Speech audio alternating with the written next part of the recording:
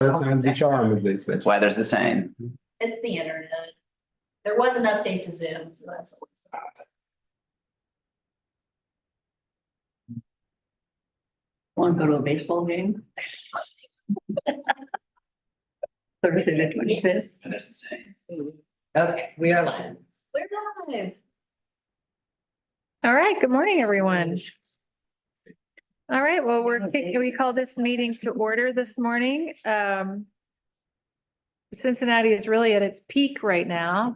And there's no place where it's on better display than Cincinnati parks. I've been enjoying them so much, and I know many people have too. The parks are packed with people right now and they look outstanding. So thanks to the team for getting in front of spring. We can't even get in front of our own backyard right now. So I really appreciate all the heavy lifting that goes into getting our parks in such great condition so early in the season. We have a couple of speakers this morning. We've got Philip Schaefer, then Sydney Barnes, and then Cynthia McCarthy. We'll go in that order. Philip, join us here. While Philip's outside. We have Sydney Barnes here. All right, Philip's here. Is that you, Philip? Come on up. You've got 2 minutes. Thanks for coming. Morning, Commissioner. Good morning. Welcome, Commissioner Gibb. I'm Philip Schaefer. I am president of the CPAC at French Park, Friends of French Park. And we heard about the Cincinnati Futures Commission, and we just had some questions and concerns. We're open to all ideas, but again, we have some concerns about this. And first and foremost being continued free access by the community. Second, we would really like to see if this transfer does take place, we would really want to see significant benefits from Great Parks Management.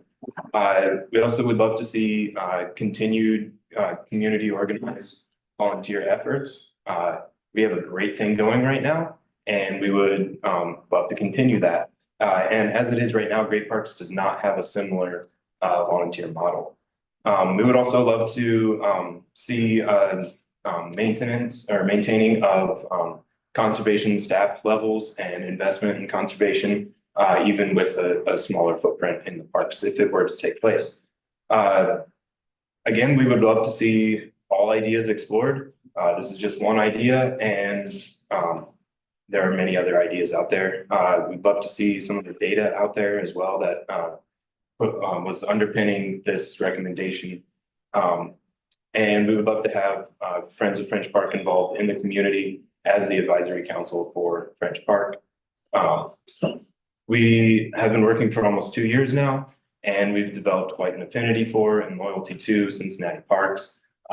We don't really want to work with a different park system, but I mean, if there were significant advantages, we could. But again, we love Cincinnati parks. And an update on the conservation at French Park. The Cincinnati Conservation and Stewardship Program is going great. Thank you. Thank you. Thank you. All right, we've got Sydney Barnes up and then Cynthia McCarthy. Good morning. Hello. My name is Cindy Barnes. Good morning. I'm here as a representative on the behalf of the Mount Airy CPAC MAPAC. We are a coalition of citizen-run organizations, including Mount Airy West Conservation, of which I'm the founder and president of, the Mount Airy Trail Runners and Cora. There are many more, right? That dedicate thousands of hours to improve this park. We really, really care about it. So I'm here because, of course, as you know, I'm sure Philip alluded to, we did read the Futures Report, which did have the recommendation to transfer Mount Airy Forest to Great Parks of Hamilton County. So I'm here on behalf of MAPAC to say that we don't know what this means for our park, but we do know that we do have a lot of loyalty towards Mount Airy Forest and towards Cincinnati parks. We've been doing this work for years and put in thousands of hours.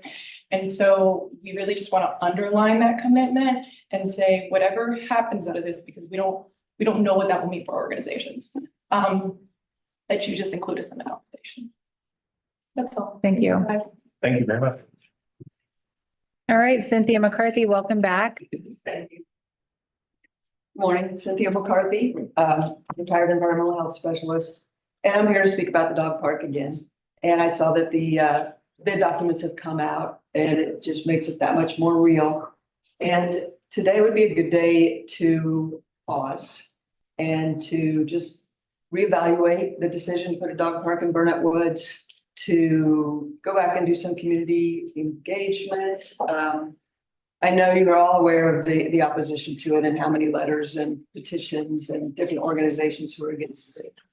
And I know that you're committed to doing a wonderful job with the parks. The parks do look wonderful. It's a gorgeous park system that we have. And I just looked at your map. I didn't even realize we had that many parks. But again, I ask that we reevaluate the rush for doing this. Could we just stop? This is a whole different board now than who wanted the dog park in the first place. And we've had so many reasons, important environmental and humanitarian reasons why we shouldn't put it there. So I don't think there would be any loss in just pausing and reevaluating, doing an environmental impact, doing community involvement, reassessing, in short, and just don't throw good money after bad. I know you've invested some money in the design. Perhaps that design could be transferred to a different spot. I just ask that we pause. I don't understand the rush. And I do think that it is going to create a negative impact and an unsustainable non-conservation. The fellow that spoke before me about conservation, I don't think it's good conservation to put this plastic grass dog park in Burnett Woods. I love dogs, have a dog, but please look over all the things that you've gotten and think about it. And at the very least, just pause. Thank you. Thank you. Okay, with that, we can move on to some administrative items. The first of which is approval of the March 21st meeting minutes. Have a motion So moved. and a second. Second. All right, all in favor? Aye. Great. Thank you. All right, we can move on to the police report now. Ben Sweeney. Morning, Commissioners. Morning. Hello, everyone. I'm Captain Dennis Swingley, and I'm the liaison between the Cincinnati Police Department and the Parks Department. I'm here today to give the City Parks Activity Report for the first quarter of 2024. So I understand you all received a copy of the report, so I'm just going to go over some highlights. So comparing year-to-date 2023 to 2024, there's been a 2.4 increase in calls for service. But between 2023's fourth quarter in the last year and this quarter, there's been a 23% reduction in calls for service. And when we talk about calls for service, it's like 911 calls or citizens flagging down officers and reporting some type of information to the police. So when we talk about the top 10 parks for calls for service, the top 3 are Waterfront Park, Fountain Square, and Mount Airy Forest. Waterfront Park had 62 calls for service for this quarter. Waterfront Park had, compared from last quarter to this quarter, had a 22% lower calls for service. Some changes happened to the top 10 reports. Mount Echo and Ziegler Playground have moved into the list. So Mount Echo Park has had 20 calls for service and Ziegler Playground 19 calls for service.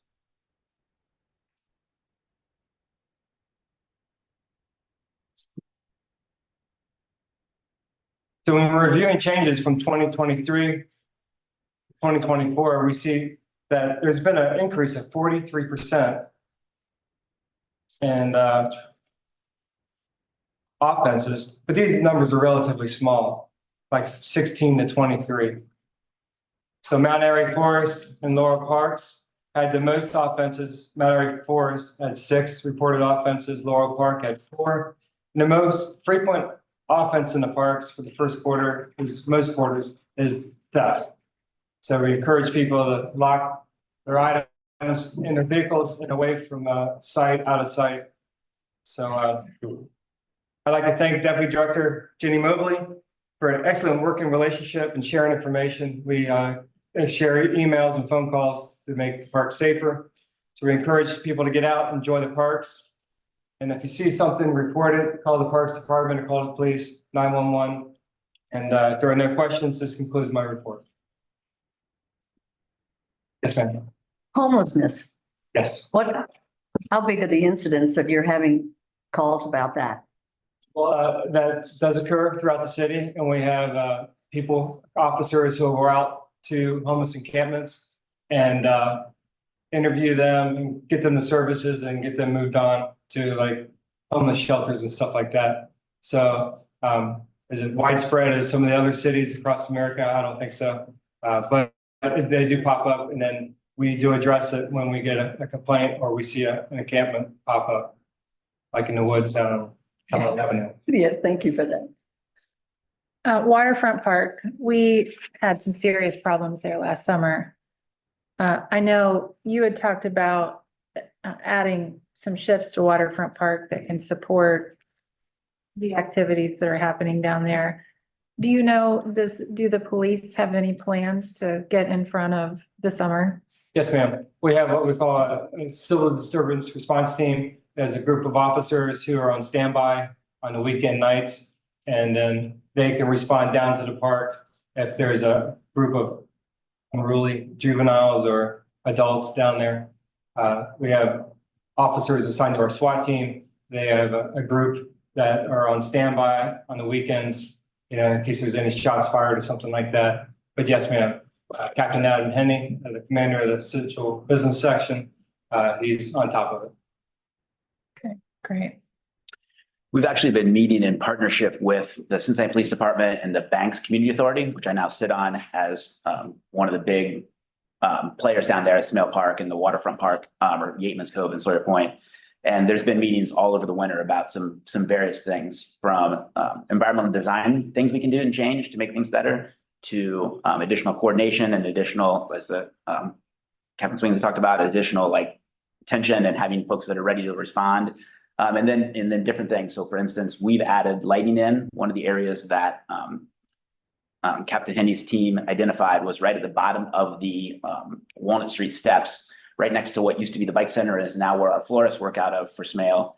There is like a little seating area, but which was dark. It doesn't seem dark, but it's dark, and it's an area folks were congregating around. So we put in some additional lighting there. We're also looking at upgrading the light heads on some of the tall lights that are kind of right there by those steps, and then right up above in the fountain area.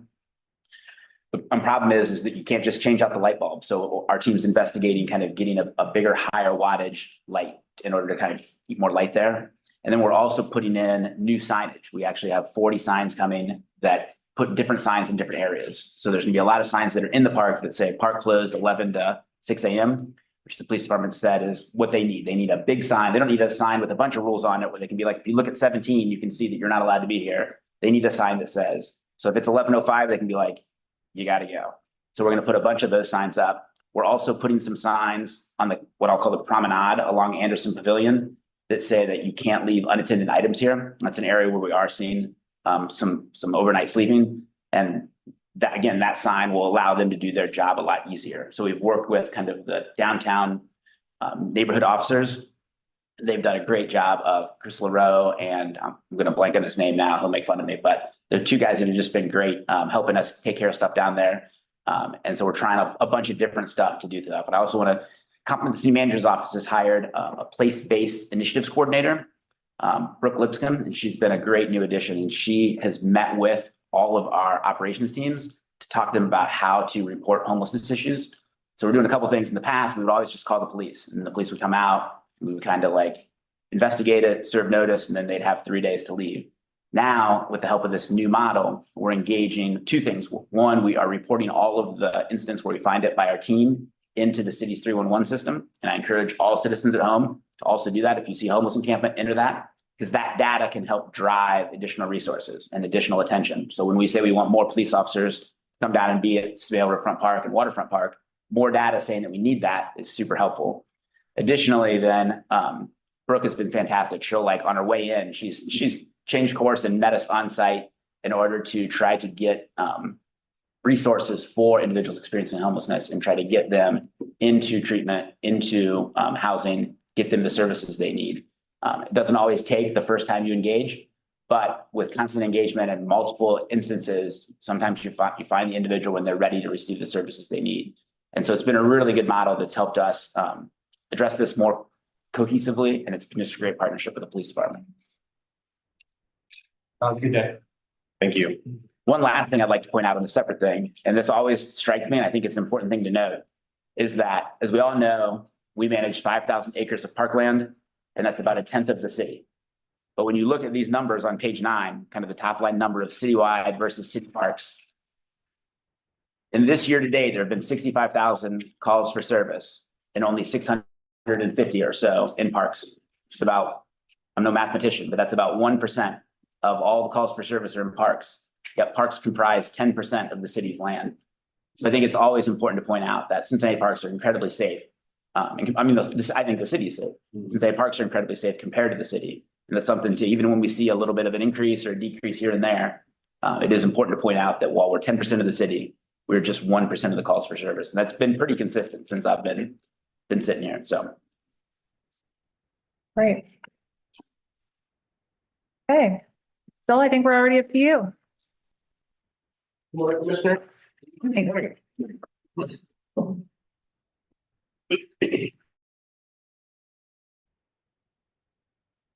like the spring tie. It's very nice. Thank you, sir. Appreciate that. One action item for you all this morning. It's the same action item as I had for you last month.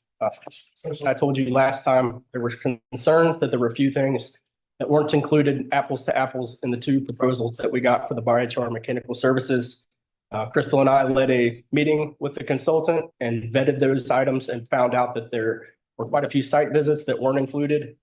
KZF did include those in their proposal and the pricing. Essentially, we asked for an updated price from CT Consultants, which they gave, put them within $500 of KZF. So rescoring the proposals based on the cost formula, KZF was the best provided service. So I'm coming back to you today essentially to ask for you to award an additional $20-some thousand at $179,957.26 to KZF to move forward with those design services. This is again for the mechanical services to connect all the new biochar equipment, proper spacing of augers, all that kind of stuff within that building and site the building itself. So that's those design services, connectivity with the controlling system, pardon me, and the heating system for the existing building. So all of that will interconnect, and this package that you're voting on today is the design services for that stuff.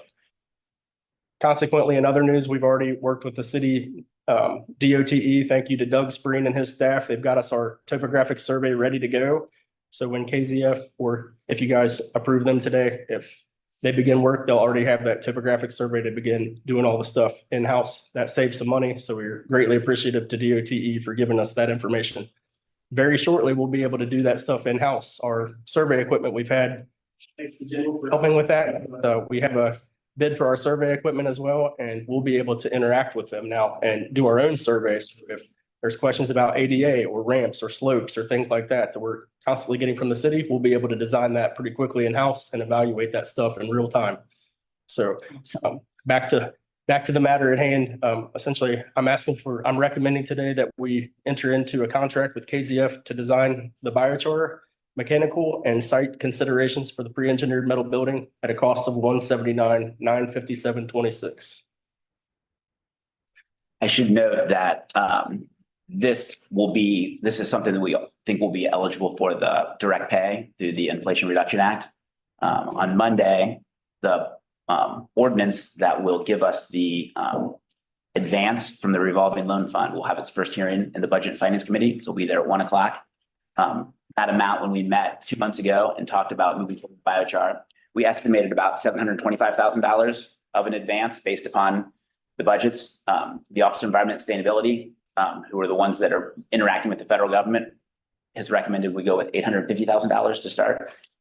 So this increase, 4% of it will be reimbursable, and this is the kind of thing that we're expecting as we go through. So it's a great thing, and we're moving forward with that, and that'll have us a little bit more money up front that we'll be able to use towards this project. Commissioners, do you have any Any more? questions for Joel?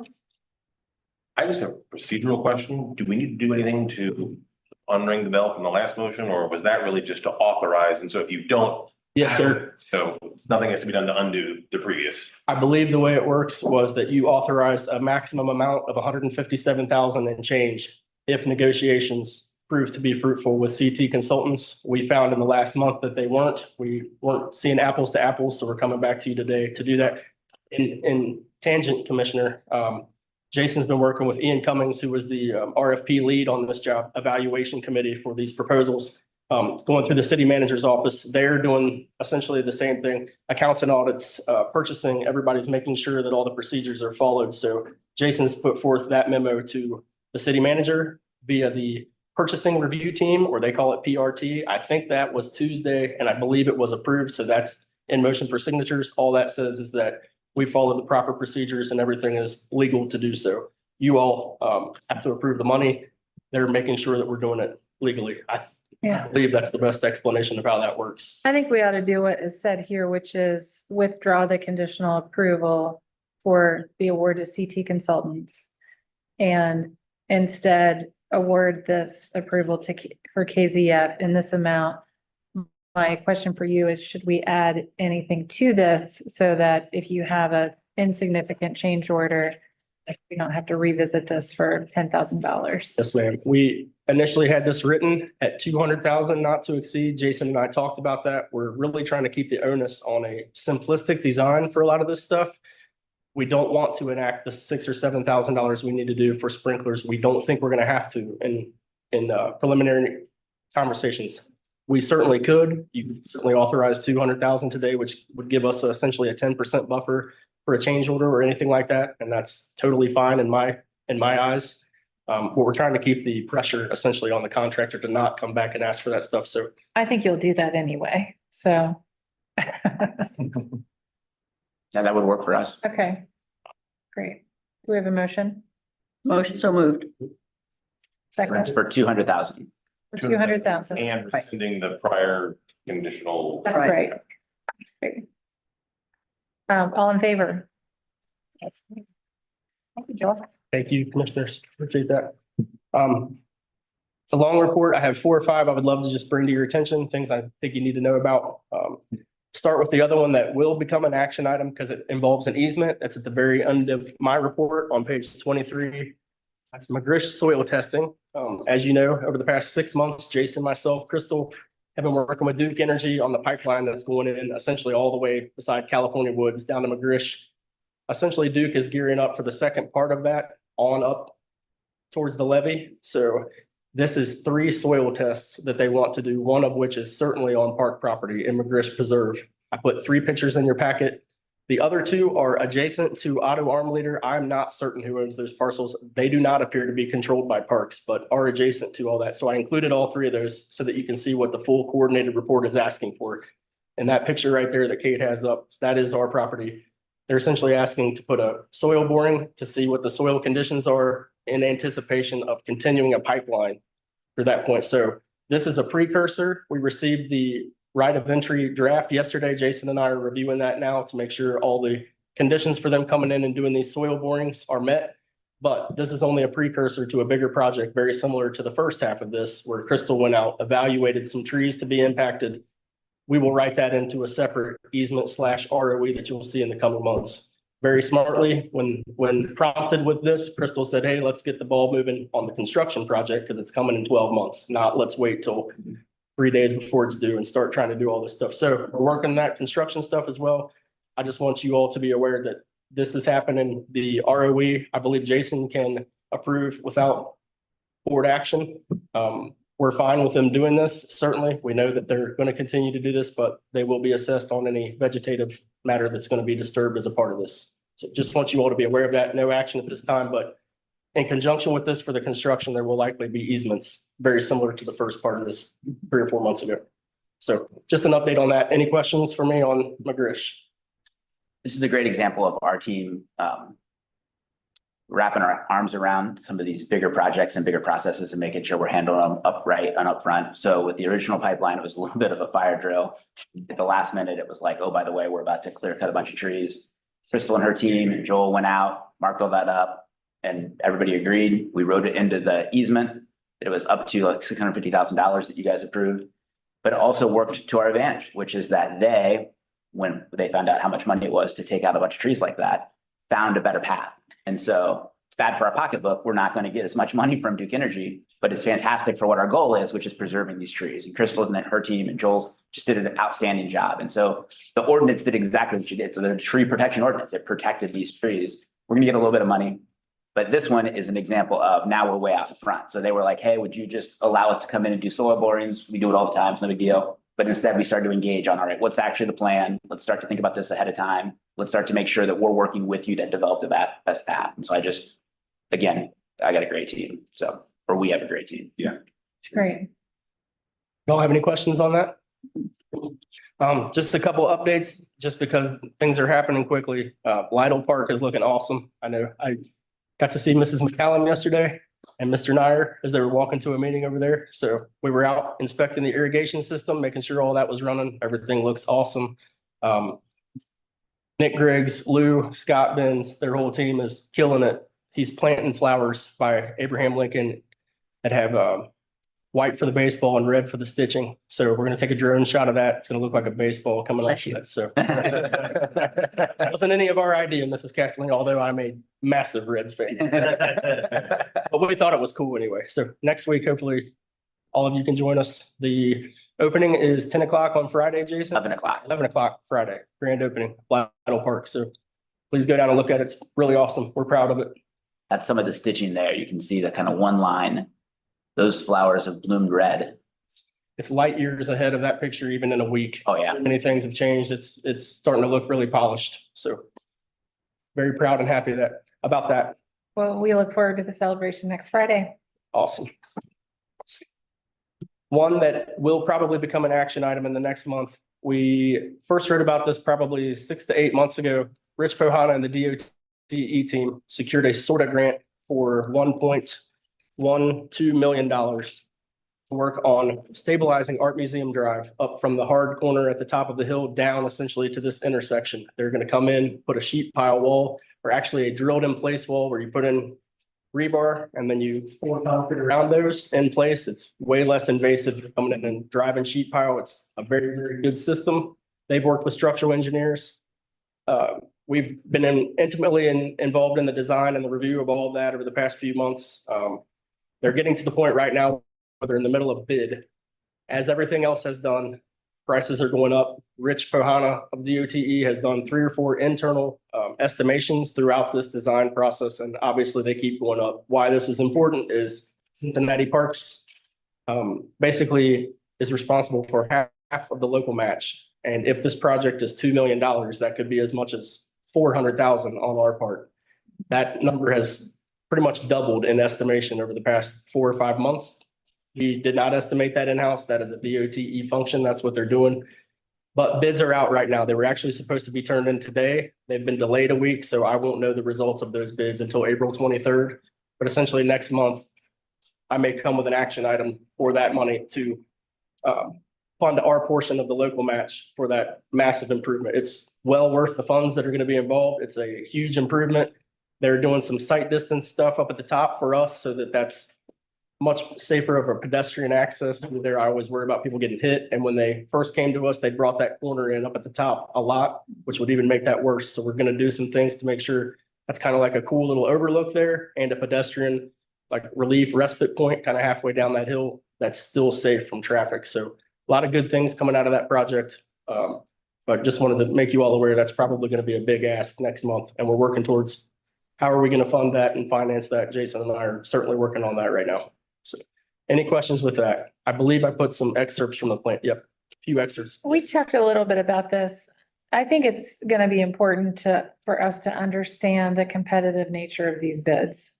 Really important because I am also in construction. Yes. And our construction prices are not going up. Material prices are going up, but the competitive nature of construction right now it's very competitive. Yep. Which means that most contractors are seeking more work and are willing to do it at better prices than they were a year ago. That's right. And we should be seeing that too. And if we're not, it sends me the signal that we might not be getting the competition to the table that we need. That's right. We are working, I will say, at the very heart of that problem to me is the speed at which we can put out contracts versus in the private sector. You can act quicker than we can on this side, but that is everything we're working to do, is to first make that process as efficient as possible so that we can attract way more people than just the 2 or 3 contractors. We're getting frustrated as well. I want 10 different contractors working on everything in the city because it makes everything better. But that's how we have to fix it. They don't want to mess with us when they can go to private sector and they have more work than they can keep their people busy doing. When they have to wait 9 months to get paid via the city process, they will go elsewhere. Yeah. And we're going to make that so that's not 9 months anymore. And then attract the best of the best to come in and do this work as we have these big projects coming away. That's one thing I'll say about that. That's how I'm trying. I know there's a lot to say about it. I know. Totally understand. Also not trying to use the TPA for every project. In instances where we can competitively bid things through the invitation to bid, we are doing that now that I have the staff. Matt Schiller is awesome. We're just adding folks. You'll meet a couple in a few minutes that we've added to our team that help with that stuff. Being able to bid, react, do these things faster and do more of it in-house so that we can reach out to people and be proactive about getting more people to bid our projects. That is right where we're focused right now. Both Parks and Jason's even talking with the city and purchasing about how do we even make that better across the whole board, not just Parks. Hiring someone potentially to help estimate on the city side and shepherd that process for many, many different departments. So all of those things are happening to solve that exact problem that you bring up, which is certainly a problem. I'm tired of getting 2 bids for the same 2 bids for every big project that we do and having, frankly, quality control issues on things that in better competition, we won't have. So I hear you loud and clear. Yeah, I think you get it. If we spend $500,000 more on a project, that's less that we can do with. That's right. We have a lot of needs. And certainly if I'm going to spend that $500,000, it better be perfect. If I'm spending that so that we don't have to go back and redo things at our dime as well. So Right. you're right. We're all about the quality control and sharpening that pencil to make sure people, as we get GIS stuff up and running, we're keeping track of all of our bids and beginning to trend what things should cost and seeing how the industry trends those things as well to see if we're in keeping with what you're seeing in the private sector. So we're getting that data, but it's long to get there. But sorry for the long-winded response. We're responsible for 50% of the local match. Yes, sir. Do you happen to know who's responsible for the other portion? TE. DOT, okay. Yes, sir. They did the design. They did everything in-house. They went out and got the SORTA grant. They're ponying up the other half of that match and Parks is responsible for half. And initially, I believe 2 months ago, I reported that would be 200 to 250,000. At that time, Rich's estimation was 1.6 or 7 million. He said, oh, it might be 2 million. I hope I estimated high. Well, I hope we see competition via that DOT bidding process as President North alluded to. Have we authorized any funding for this? Or is that coming? We have not. We have As far not. as I know, nothing. If it was, Commissioner, it was before I started here. I don't know. We haven't looked back that far. We asked that same question, but I don't believe so. We don't have a line item for it. Nope, no line items. Got it. Great. Anybody that's walked that stretch of the road up around to Mount Adams, this is going to be a huge improvement. And essentially, we're in a $2 million project for a maximum of 400,000 out of park funding. It's a home run for the need that has, especially sliding down the hill. It's a huge, one of the worst. As you see what they did over here, and even that needs a little bit of stuff, as we saw 7 inches of rain last week. But this here is going to get worse if we don't allow this to happen. Next one, I have just 2 quick updates, small things, but big impact, I think. Both involved Sawyer Point. We've been working through getting another term contract across the city to repair play space surfacing. Purchasing allowed us to do that. We got a price from Chris Stammer at Southwest Ohio Services, the same folks that did the pickleball court resurfacing a couple years ago. They're going to come in and do some safety fixes of all the cracks and the major expansion joint that runs down the center of that rink. Morgan and Eddie Rigaud have certainly reached out as they program that to say many people are tripping over those kind of things. As you all are well aware, they're doing a huge design right now to see what that space could potentially be, which may involve ripping everything up to redo how that skate rink is reimagined. But so we're not going to spend $1 million in a temporary fix, but for essentially $32,000, they can come in and do enough safety stuff and regrading, resurfacing of the cracks and patches of all the anchor points that have been put in over the years, of all the cracks that have developed, and of that expansion joint that's a little bit off now, that will really, really help program that space and provide, you know, kind of a jump point of funding and fundraising for what's coming, hopefully with a bigger expansion through the design and the foundation's help. So just wanted to make you aware of those. Everyone is super happy about that. I believe that's going to start right after Lou has that booked for a pickleball pros area the first week of May, I believe. So right after that, I believe that work's going to start on the 12th of May and will be done before June, which is when all of the skating events start to really ramp up for the summer. So one really good repair project that's happening soon. In the same area, the west concessions for Yateman's Cove have had a leak all the way down the Serpentine Wall since I started here. Scott Ben's maybe my second week. It's like, hey man, we got this leak right on the edge. There's algae and all this stuff. We fixed that by putting in a valve, which essentially isolated 200 feet towards the west concession, and all the water has to be turned off to turn that leak off. So good news, we can stop it from leaking through the wall, but bad news, we can't run the west concession at the same time. In a follow-up, to get ready for Oktoberfest this fall, we are going to enact about a $45,000 project to find that repair. Waterworks is now helping us. They've come in and helped us figure out the leak, which didn't happen a year and a half ago. So they think they've pinpointed where that's going to be. We're going to rebuild 2 of the hydrants that are out there and fix that water service so that we can open all of the water up, have the west concession, and not have a leak through the Serpentine Wall all at one time. All hopefully well before September and Oktoberfest, when they're going to utilize all of that water infrastructure. This one is good news to me because I thought it was going to be $120,000 and it's $46,000. So had 3 bids. One of them was completely outrageous for this. The other 2 were within $2,000, both of which have intimate knowledge of the park. So just want to let you all know that we're fixing that cheaper than we thought we were going to. And that work should happen in the next couple months. And Joel, when we say the west concession, that's the bathrooms there. Yes, So absolutely. then like serving hot dogs. Yeah, absolutely. It's Bathrooms. much more for the having that. Yeah, so you can imagine, you've seen even Kroger, and as they've activated that space, you bring in porta potties, and this will certainly alleviate some of that stuff and bring it back to what the actual function of those facilities should be, and instead of just sitting there doing nothing. So trying to fix that stuff as strategically as we can.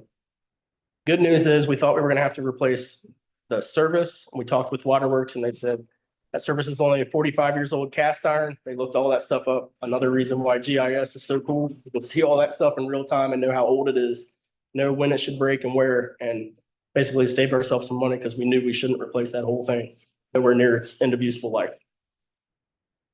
That's the Yateman's Cove. Any questions on either of those? Last one I just want to bring to your attention are kind of everything erosion related for what has happened just with a whole lot of water this spring. 2 big things. Both are in your packets.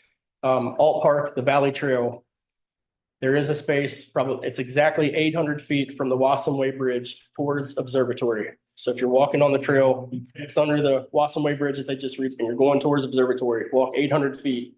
And there is a really, really bad spot there where, since I've worked here, 6 feet of that has fallen off in that spot.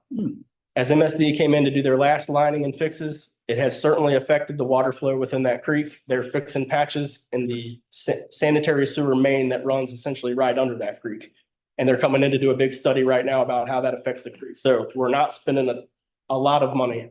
By that, I mean, we have to keep this trail safe. It's one of the most utilized trails in the whole system, but I want to come in and do this naturally.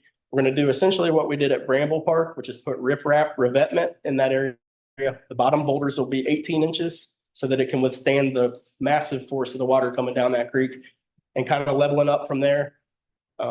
Garrett and his team are going to specify some live staking. So we're going to get some plant material growing in between those that acts as tensile strength and holds the riprap in place. Garrett's going to do that. I'm so excited to get to design that with him. It's one of the first ones we've got to do together like that for many fixes that we have like this. We anticipate that we're going to design everything in-house. We will be done with design by the end of May. We have a kickoff meeting for the design just to figure out exactly what we're going to do. Put it all on paper and get the ingress, egress staging, tree protection, all of those things figured out in specifications. And hope to bid this potentially in the next month under our stormwater term contract. We have 4 contractors that we have the same set of bid criteria already vetted with the city. We've done many projects with this. Washington Park sinkhole, many of those have been done under that term contract. We can bring 4 people in, they bid this. We don't have to do a whole lot of front end crazy specifications like an invitation to bid because all of that's been done in their term contract. They'll come in, we know what we're getting apples to apples, and we'll bid, coming in as strategically and surgically as we can to fix that spot. So that it can continue. We don't want to spend a ton of money because we know MSD may come in 2029 and really fix their sanitary service, maybe do better in daylighting, and that is a huge project. That may be a $4 or $5 million plus project to better this area. So we're just trying to Band-Aid this so we can last for 6-7 more years. And all of those materials that we plan to use in this could certainly be repurposed within that MSD design. Riprap they're going to need tons and tons no matter what you do. So everything we're bringing in is certainly reusable. So to make you aware of that, that's the worst erosion issue we've had. We've been watching that for a year, certainly, but in the past 6 months, even since all this rain, that area stays so wet because of spring up above it. So we're going to dig that whole road out, put some drainage 2 or 3 foot below the surface of the road. That way, when you're walking on the top of it, it's all staying dry. Everything below you, it passes under and into the creek without ever doing that, which will also stop people. So that's the Valley Trail. The other one is just letting you all know that as there were last year, there's sinkholes that are popping up in different parks. There's one in Ezra Charles. There's a couple at Alms along, not at the overlook, but coming up that drive. There's a couple through there. Mount Airy Forest is the worst. They've got 2 or 3 places by the Arboretum that are in pretty bad shape. Burnett Woods, there are a couple that may be ours. Some of them are MSD. There's a lot that has happened with that over the past couple of weeks with the rain. There's some sinkage that is going on by the Barred Owl Trail we're paying attention to and getting them out there to look at. So all of those we're trying to package together as one erosion protection fix for the year instead of trying to piecemeal them out in 5 different bids. We think we can get an economy of scale by having one contractor do all of those at once because they're all pretty much the same fixes. We hope to have that designed in the next month as well and bring a bid back to you all for consideration, maybe by May, but more likely by June. Do you all have any questions about those or any other items in my report? For the Valley Trail and Alt Park, this is something we have funding from the Ohio Department of Natural Resources. Yes. $350,000, about $343,000. And we're using half of that for the Alt Park playground renovation and the other half for the Alt Park Trail System Network. So we're going to use funds from that grant in order to do this erosion repair and fix that. Like Joel said, one of the busiest trails in our system. Was that a grant that the Alt Park CPAC obtained? Yep. Right. Great. I have one more awesome piece of news for you. I have 2 new people to keep me in line. I'd like to introduce Kelly and Kat. Hey, Kat, welcome. Beyond excited to have them here. Both of them are going to help us manage all these projects we tell you about every single month, keeping up with me, not answering emails fast enough. So I think The project managers, getting some of these projects pushed through. Exactly what we need. some internal and some external facing, helping with both contractor side and helping just keep the many wheels spinning that between our own department and the rest of the city, just talking, better communication. So couldn't be more happy to have them on board. Great. I think all told, that means we've added 5 people to Joel's shop since Joel started, which was a little bit before I started, but we've added an architect, 2 engineers, and now 2 project managers, right? Years today. That, 2 yep. years today. Oh, Joel. Happy anniversary. Today is your anniversary? This. Wow. My gosh, you've got to be kidding. And we got him more staff. What? That's awesome. So thank you all for the support. We hope you see the results. You'll continue to see it. I sat down with them yesterday for 2 hours. They're like, why isn't this like this? I don't know, because we don't have time to fix it yet. That's why you're here. We're gonna, yeah. A lot of that stuff. We just hope you're still loving the job. I love it. It's the most fulfilling thing I've ever done. People I've ever worked with. Awesome crew. That's great. Couldn't be happier in a lot of ways. Well, you've changed the city. You've had an impact on it, Huge. huge. So keep going. We appreciate It's this. a bigger team. You can just get as much done as you want to. Well, maybe not, but Thank you all. Appreciate it. Congratulations on your anniversary. Thank you. All right, let's see. Where'd my agenda go? I got it. What do we have next, Jason? Next up is the HR update. If you can turn to page 82. Great. You can, it's hard to get past the beautiful pictures Joel brings us, but once we get past those on page 82 is the HR update. Derek is actually at the Civil Service Commission meeting today. Oh, I'm sure he's happy to be there. I'll kick off with that. Derek actually had a heck of a 2 weeks, as he has been working really closely with, central HR down at, City Hall and, Code Union to get through two really important classification updates. And that is the, service area crew leader and also the, Parks and Recreation Maintenance, crew leader. And we have 5 positions that are waiting for those. Those were changed in the most recent code contract. The open qualifications, which means you don't have to promote within the city. You can also look at candidates outside the city, which we want to do both to get the best and brightest. We're waiting on a position at Explore Nature, a position at Crone Conservatory, 2 positions in facilities maintenance, and 1 more position that I'm going to blank on it. But we have 5 positions that are waiting for those to be approved. Those should be approved today. And so as we come to the page 2 here on page 83, 5 of those positions could be up and posted by the time we meet next, potentially even interviewing for those. So it's really exciting stuff. We're currently at 151 full-time employees, 74 part-time employees. Joel introduced 1 of our new employees, which is Kelly Denny, who started just this week. We also hired 3 florists this week, which we've been working on since December. All 3 were promotions. 1 was a laborer, 2 were laborers, and 1 was a recreation specialist. But all employees that have been with us for a bit and have been promoted up, just great hires. Everybody was really excited about how well that process went. It was one of the classics where there was a lot of good people we didn't even get to hire. So hopefully we'll be hiring more florists soon.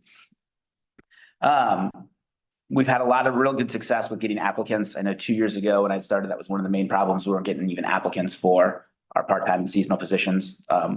Partnership with Rocky's team, communications, engagement, and volunteerism. We've been getting great advertising coverage with that.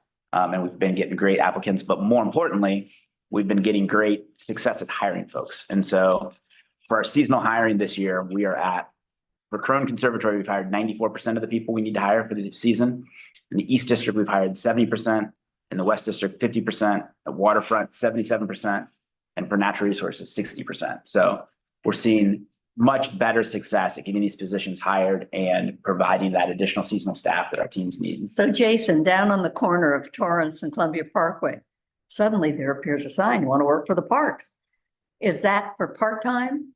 Correct. That's for it's for all jobs. It doesn't state that. If you scan the QR code on there, or if you go to our website, it'll show you all the jobs that are available. But we make a big push right around the late February into March time, because that's when we ramp up for season. First time I've ever seen. I think last year was the first time they did it, but those signs are out and about everywhere. And it's been a really good, a lot of people, because we do it, and Derek can speak to the specifics of this, but we do kind of like, how did you hear about this job survey? And we get really good response from both those signs are one of the biggest, I think. And then also through our partnership with iHeartRadio for our Riverfest contract to do the fireworks, we've got a little bit of comped ad time that we've been using to do some PSAs that Rocky's team's been working on to also try to push hiring. Can I ask a question? Is there a minimum age that you'll hire? I believe it's 18, correct? Yeah, it's 18. It is 18. Yep. 18 and for most of the jobs, you need a driver's license too. Those are some of the big challenges, but. Even Explore Nature? Not for all the jobs, but for many of the jobs, you need to have a driver's license for them. It's not 100%, but. You do have a youth program for Explore Nature. That's not necessarily a paid. That's for getting the experience to be able to get a job later. I was just stunned by the increase in the number of applicants is arresting, and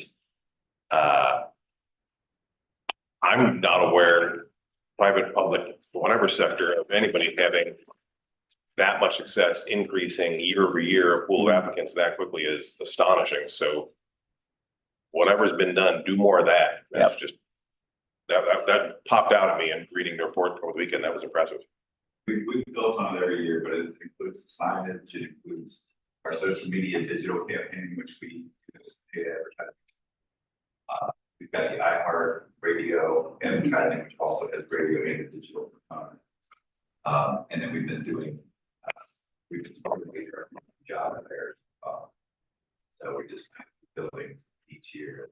I think also what's helped is the job market settle down a little bit.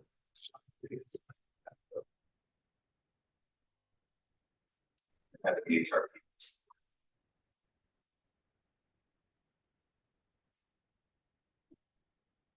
So a couple of additional items. The HR team and the communications engagement volunteer team have continued to do a great job of employee engagement.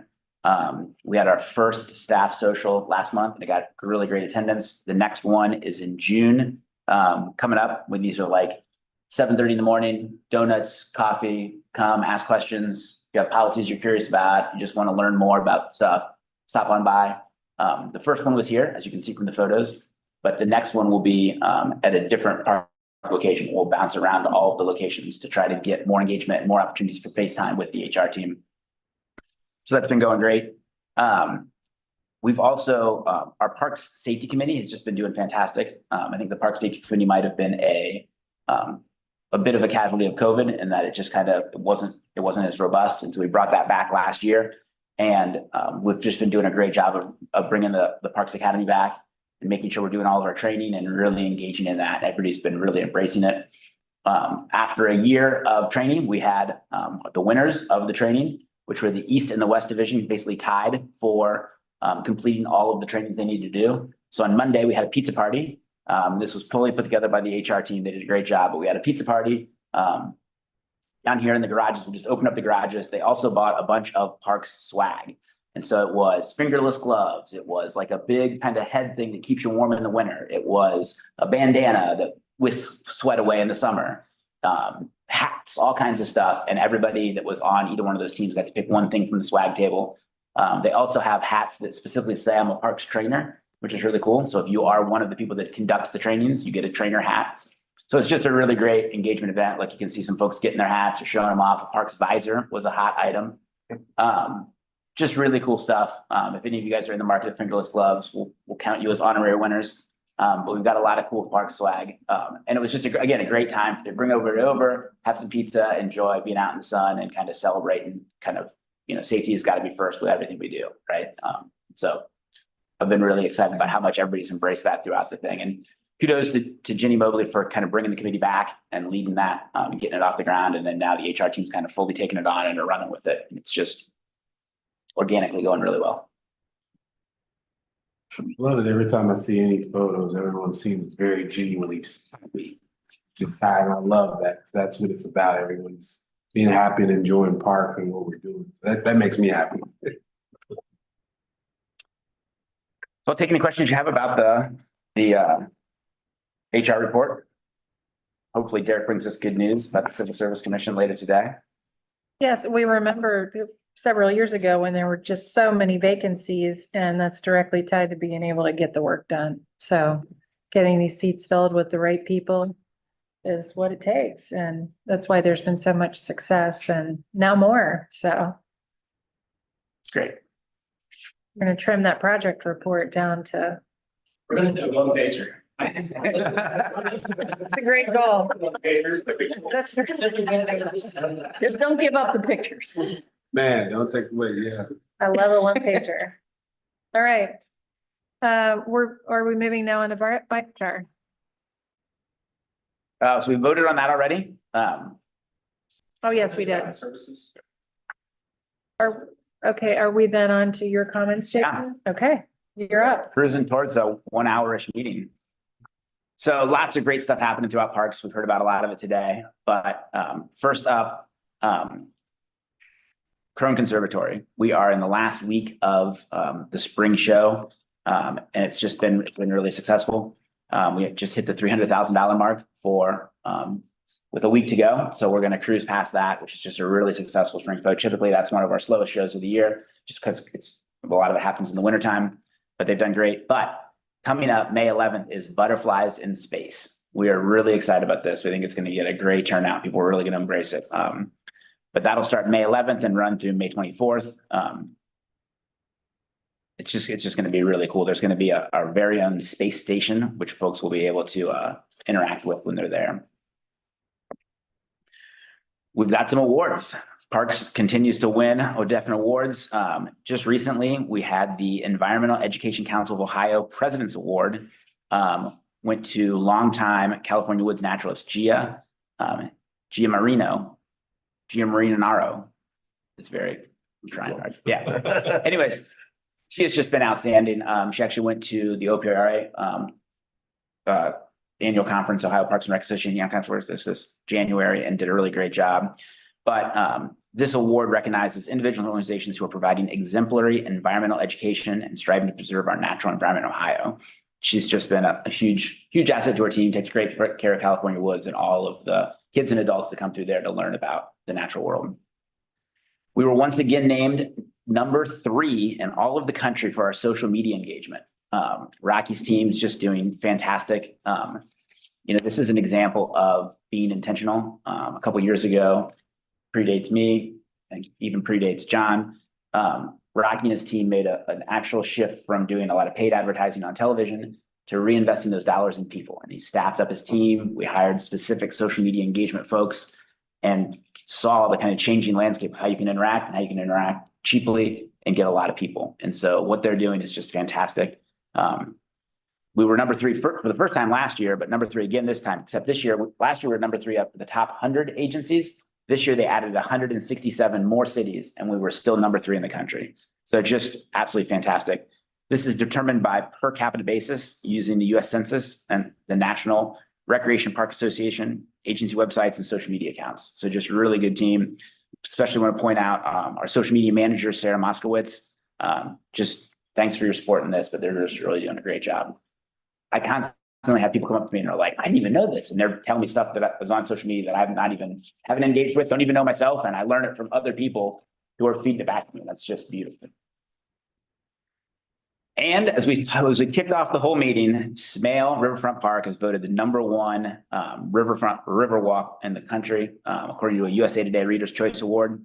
We were 4th last year, but we beat out 9 other amazing riverwalks, including New Orleans, Tampa, and don't think I didn't brag to my in-laws who live in Tampa yesterday. San Antonio, Spokane, and others. Lusanne, Casey McGee, all of the folks down at Waterfront are just doing a fantastic job keeping that park just looking absolutely tip top. Of course, the Parks Foundation helps us program it, and the Smale family have funds that help us go down there and do amazing stuff. And then, of course, the communication engagement volunteer team just did a great job of promoting this, getting it out there. Through our great partnership that Kip brought us with Bingle Jim got a hold of it and was pounding the drum to make sure that folks knew about it and were voting on it, and really exciting. It shows you when you have a reader's choice vote like that.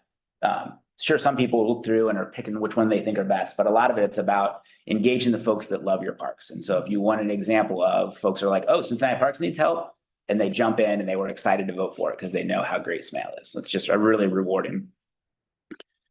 Look at those pictures. Anyways, next up, Mayor's Corporate Challenge.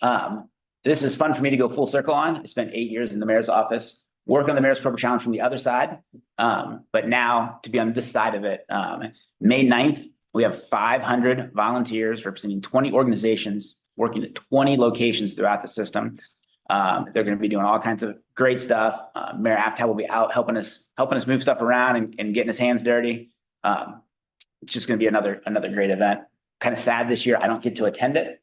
The city has planned its Emergency Operations Center exercise, which is an all-day exercise to kind of train us on how to handle emergency operations.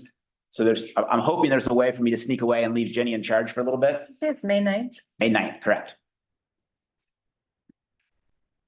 Still working with the mayor's office to determine which locations will be at. And I think we've got a time set, but anyway, when we get that nailed down, we'll sure let you guys know. Okay, great. Get up to dark pants. Dark pants, yeah, exactly. EOC, so we could maybe.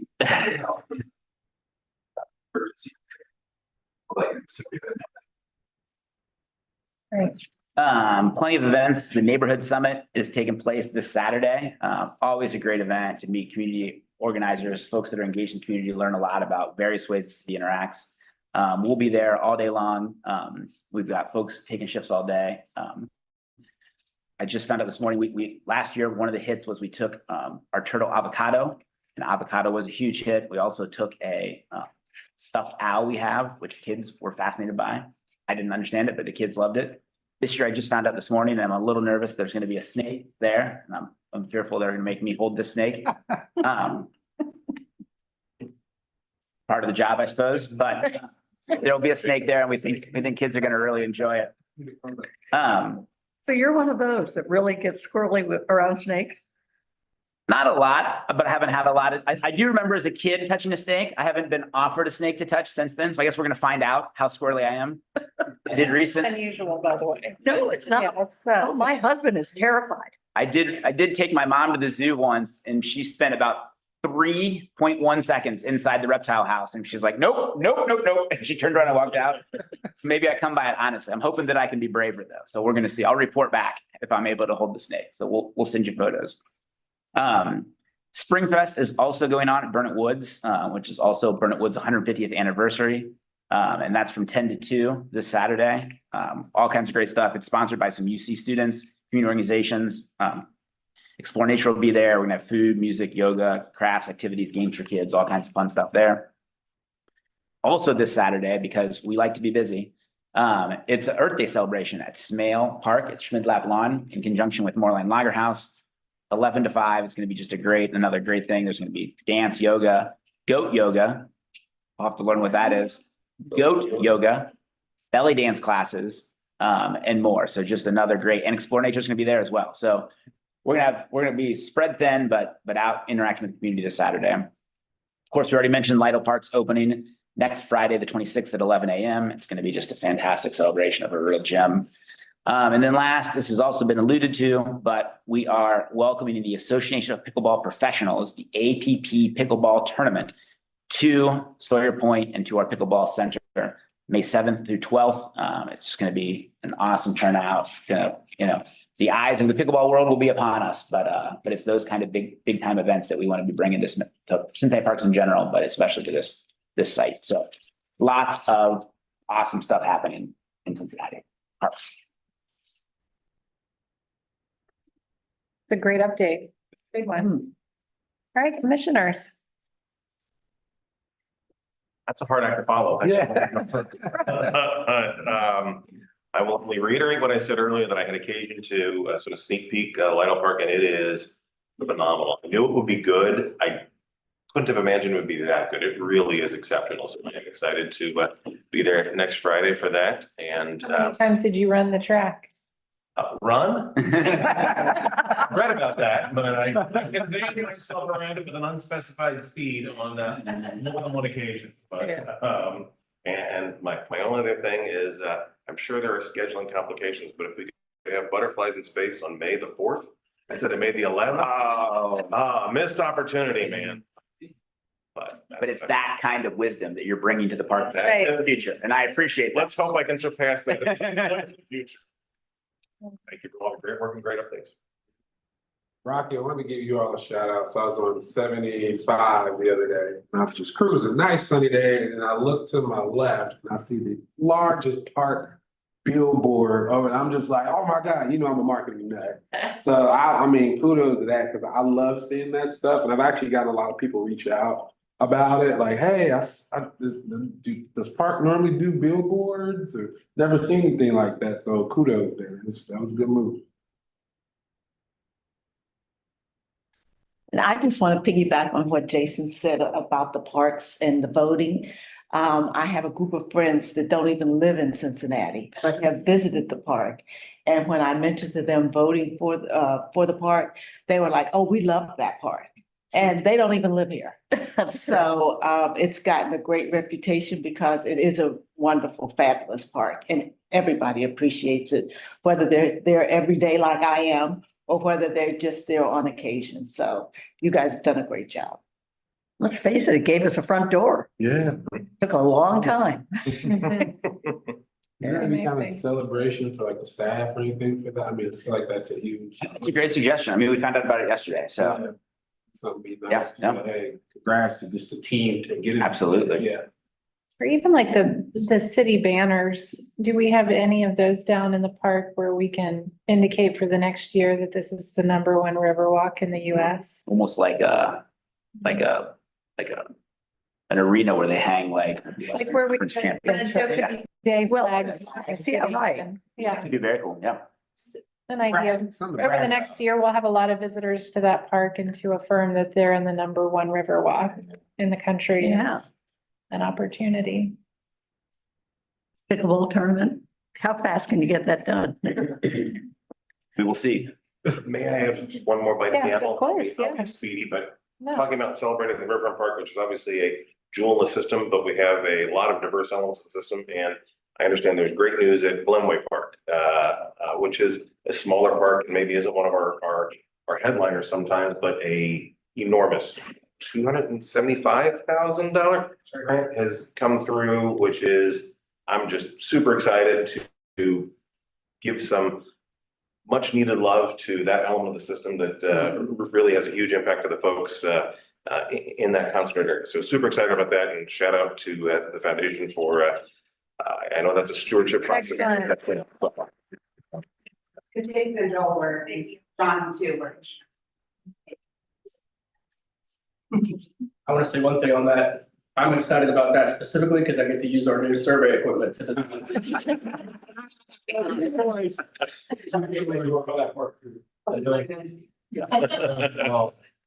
well, I just have two comments, which are related to the Futures Commission report and then also to the grant writer. I think it would be great for us to pick a date where we can hear from you and the grant writer about opportunities that you're pursuing or that you see for the park system. So we can start gaining some awareness of what those opportunities are, but also some alignment with the things that you're working on. We know that there's funding out there for maintaining historic structures, for serving children in our communities, for providing tree canopy, for all the things that we do. So I'm excited about this role. It's a strategic role that we've been pursuing for years, and it's finally here. So we'll look for some feedback once some learning is experienced. I can say Yeah. this, we're meeting right after this meeting, our first meeting, myself and the grant writer and Rocky's team, to start Great. talking about some of the ones we already know are ripe for the pickings. We've been making a list, and I'm sure Kara will be super busy, super soon. Had to thank you for the qualitative comments on the financial report. Already, they're providing more meaning. So thank you. I appreciate that. I'd like to point out on the fund balances, so I didn't get updated fund balances because I didn't have access. Since then, we figured out that we actually have that information readily available from the city on CFS. Makes my accountant heart very happy. But one thing that you're gonna notice on that fund balances report is that I've changed the reporting date to the end of the month, which matches all of the other reports you have. Prior to that, they were being reported as of the first of the next month, which was incongruent. There's not a huge difference between the 29th and the first or the 31st and the first, but it just provides continuity for your reporting. Great. And hopefully on this, there's a beautiful picture on one of your slides of our new chipper, one of our new chippers. So part of the comments there is, what were some of our big spends so that get some feedback about where our money's going. And so anyway, this happened yesterday. I was super excited about it. But the chipper truck came through and I heard it go by my office. I'm like, oh my gosh, I have to take a picture. So I ran outside and introduced myself to the driver and please take a picture of the chipper. And so I incorporated it onto the slides right there. Look at that, it's beautiful. Because, numbers aren't all that glamorous and everybody else has all these beautiful slides and pictures of flowers and people. And so anyway, I'm gonna try and incorporate some of that to kind of dazzle. Listen, when your chief financial person is getting as excited about the chipper as the spreadsheet, this is a good sign. We knew she'd fit right in. Thank you. So Give her a smile. the Futures Commission, we had a couple speakers here that addressed that. I know that it's been hot buzz in the parks. It's obviously been hot buzz in the city since the 77-page report was released. I'm sure everyone here has read every page of it. I do want to address it. I participated on the commission, so I got a peek behind that curtain over the past 15 months and participated in a lot of the very robust discussion. So give me a few minutes on this because I'm going to try to distill Thank you a for lot. giving us the time. Sure thing, sure thing. So this was a commission that was requested by Mayor Aftab in light of what he and administration foresee, which is deterioration of the revenues to support the operating budget for the city. So it means once we have federal dollars that run out from our COVID dollars, the city's facing some budgetary challenges as it relates to the operating budget.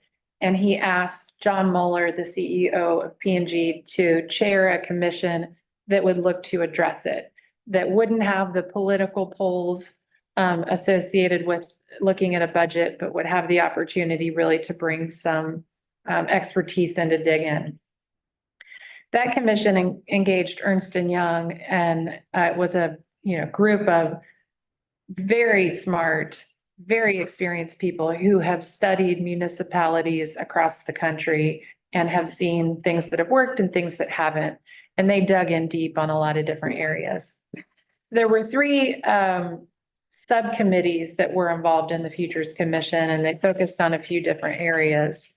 And the outcome of that commission report was there were a lot of big things in it, but it looked at the ways that the city can build revenues and also gain efficiencies in the way that it currently operates. There were a lot of recommendations in that report and a lot of listed opportunities. There were some really big ones related to the pension, related to waterworks. Those are some really big ones. There were some big recommendations related to earnings tax. And then there were some, I'll say, lesser or lower impact items, not the least of which some related to the parks and rec. There were really a couple of things that impacted the parks. One was this idea that there are a couple of significant parks within the Cincinnati park system that look and feel a little bit different than some of our urban parks. Those being French Park and Mount Airy Park look a little bit more like some of the big regional parks that Hamilton County manages. Sharon Woods, Otto Arm Leader, which Otto Arm Leader is a partnership between Cincinnati Parks and Hamilton County. And suggesting that there may be an opportunity to look at Hamilton County managing those parks. Hamilton County has never raised their hand and said, we want to manage these parks. And Cincinnati Parks has never raised its hand and said, Hamilton County, we want you to manage these parks. So I think it's important to recognize that this is a opportunity that commission, with the recommendation of all these really smart people from Ernst & Young, have made without the benefit of really getting in the weeds on understanding the pros for that or the cons for that. Okay. There's an estimate associated with the cost savings, which warrant us taking a look at whether or not that makes sense. No one has said yet that it does make sense, and certainly no one on this commission, and to the best of my knowledge, no one on city council nor in city administration. So it is not a foregone conclusion that this is something that's going to happen. There is no plan for that. Request that it be considered. So that will be something that Jason and the team address, I'm sure. If you read the commission report, you probably can quickly get to the conclusion that there are some much more significant items in this report that will gain a lot more attention from city administration because the impact and opportunity is significantly greater. The second item that affected the parks was the indication that city parks and the rec commission should work more closely together to gain efficiencies. This is kind of the idea of if we're at Mount Storm and we've got rec over here with some fields and Mount Storm over here with parks, that we've got two people mowing the grass, is there an opportunity to have somebody mow all the grass? We talked about such a simple scenario before. Of course, we want you to do that. Of course. And that's already something that I know that Parks has worked toward, and I certainly fully support that. And I think I speak on behalf of probably both commissions when we say that's a great idea. I think that supports our citizens and it supports our spaces. They did start out the request or the indication that we should merge these two departments after just a bit of due diligence on that pursuit. I think they also quickly got to the juices and as much as the squeeze. I think that's the term that you used. So we got to find some ways to gain efficiencies between these two departments. And then, of course, on the rec side, there's a recommendation that they look at some of those assets and consider selling them if they're not producing anything for the city. So that's on the rec side of things. That's really it. Again, there's no foregone conclusion by anyone. It's a recommendation and a report that has been issued by a group of individuals, none of whom work for the city, none of whom work for the parks, none of whom work for Hamilton County. And we'll take it from there. Okay. Lay it on me. The commission, I mean, one of the recognizes, or Ernst & Young recognizes, that the way in which the city does business is complex. That there are a lot of hoops that you have to go through to get a job with the city or do work for the city or whatever. And we certainly know with our problems with procurement and so forth, the hoops and did they talk about benchmarking with other cities on how they do this kind of work? And what did they tell you there? Are you talking about the parks specifically? Not parks, just the way Yes. that one has to do business with the city, the same way we have to do business with the city with all the reporting and how many different departments you have to go through to get a contract. There were a lot of benchmarks associated with their review, a lot of benchmarks. And, one of the fundamental challenges that Cincinnati has, and this gets beyond the scope of this Park Board Commission, but we are a split county and city government. Yes. And therein lies some challenges and therein lies some opportunities.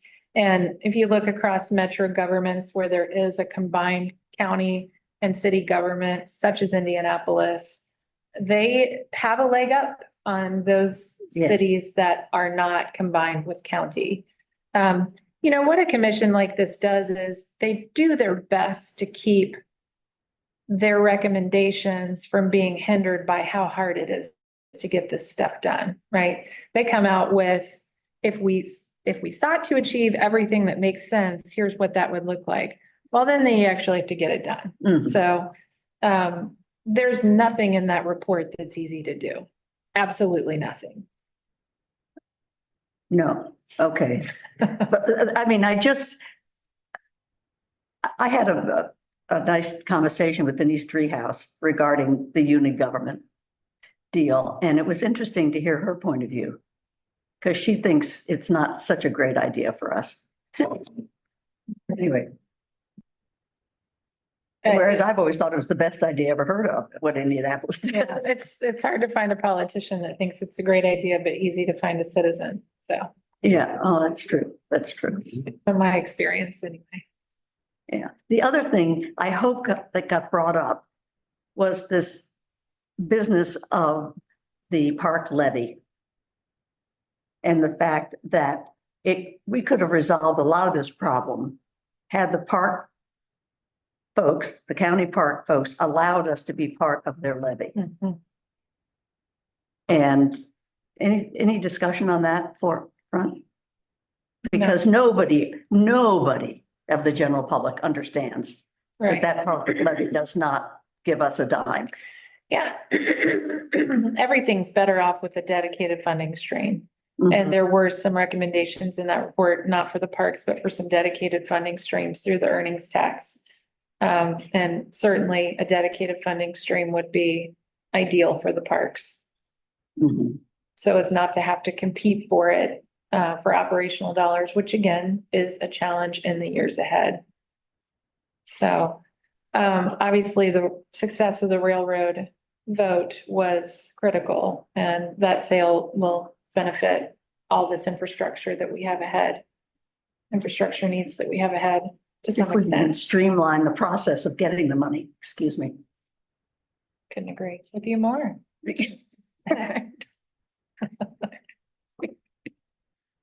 So hopefully that helps bring some clarity and transparency to where we are, which is there's no plan to proceed with the transfer of these two parks. Mhm. Great. Well, anything else? All right, well, I'll take a motion to adjourn. We motion to adjourn. You just adjourn. Great, thank you. We'll be back in. May 16th, 9 a.m. right here. Same time, same place. That's right.